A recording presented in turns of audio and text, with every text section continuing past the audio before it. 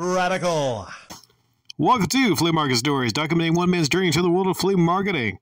This was the biggest day ever, biggest sales day ever. Almost got to 400, and it was pretty hot on this day. Not really humid, but still really warm on this day. I'm not going to go through all the sales here. I think I got a book here where I write down all my sales. I think I missed a couple sales. Notable, a PlayStation. Sold a PlayStation 1. Sold it with Test Drive 5 and Test Drive 6. And I sold that on nostalgia. Because the guy said, I had that game when I was a kid. And because he wants to play the game that he had when he was a kid, he needs a system.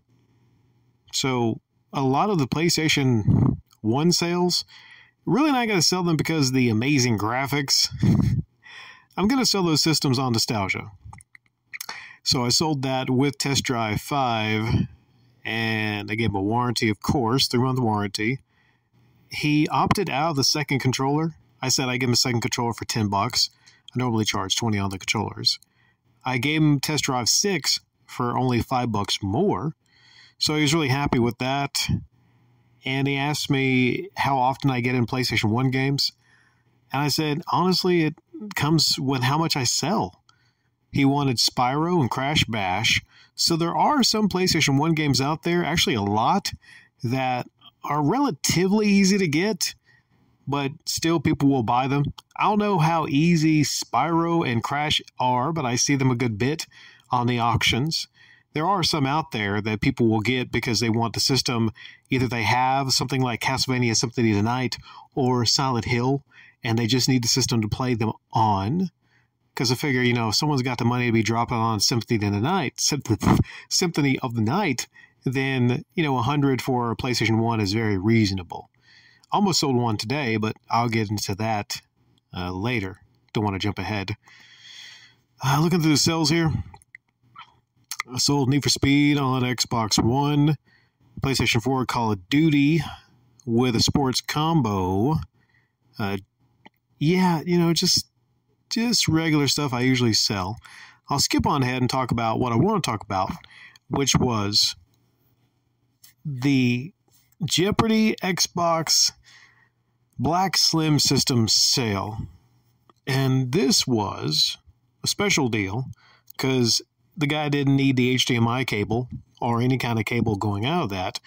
So since I was able to save an HDMI cable, I said, I will throw in an extra controller.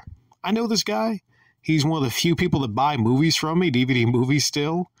So, I did him a deal. $140 for the PlayStation, $140 for the Xbox 360 Slim with 2 controllers. Both were black wireless.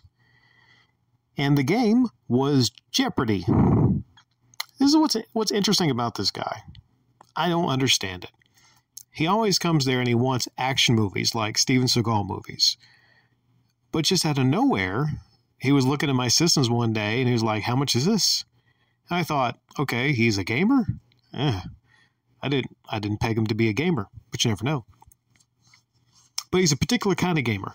He says, I'm not interested in like the action games, because I thought, well, action games. GTA 5, Sleeping Dogs, Watch Dogs, something like that. Maybe Halo, Gears of War. He's into action stuff. Not so much. He likes one type of game.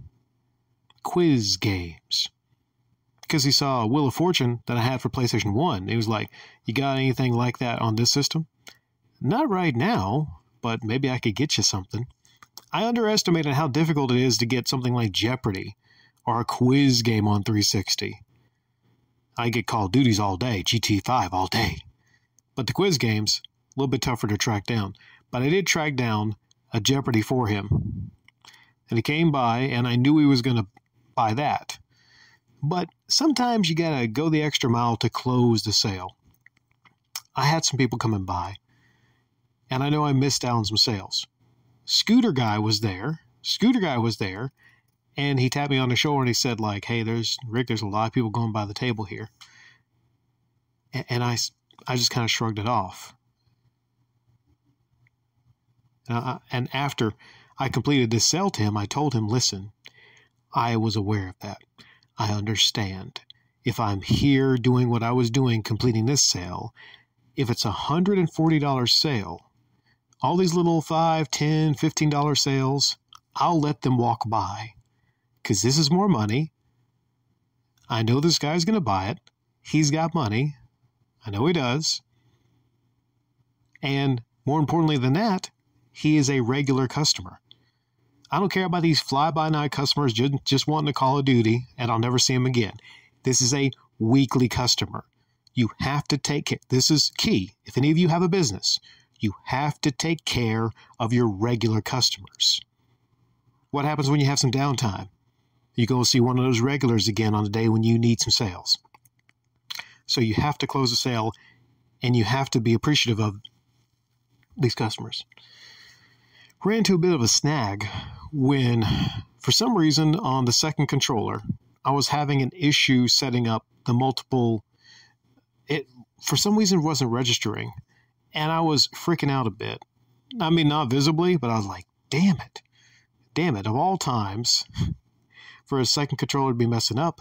But apparently it was just in the settings and having to hit start instead of like what you do in some other games, just to kind of, sometimes you're playing an Xbox 360 game and different games are set up differently to bring in another player, a second player. But we got that all sorted out.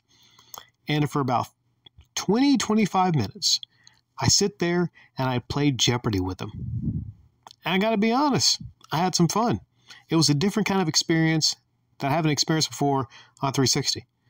I played zombie games, I played shooting games together, but something is just really chill and cool about playing Jeopardy on a 360.